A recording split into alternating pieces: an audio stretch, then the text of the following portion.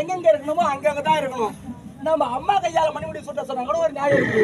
ஆனா ஒரு வேலைக்காரன் கையால மணிமுடி சுட்டுறதா சொன்னா அப்பா நீங்க சொல்றது முடியாதுப்பா. முடியாதா? மணிமுடி சுட்ட கூடாது.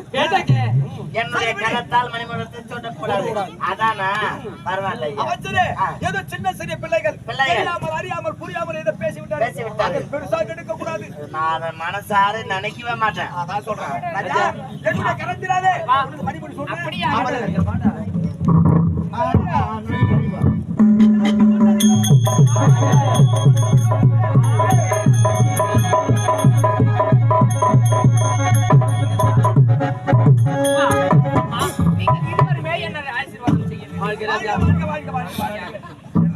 அப்பா அம்மா இத பாத்தீங்களா? உடைய படிப்பை பாதியே நிறுத்தி வைத்து வந்துவிட்டு படிப்பை முடித்து விட்டு நான் திரும்ப ஆக வருகிறேன். நான்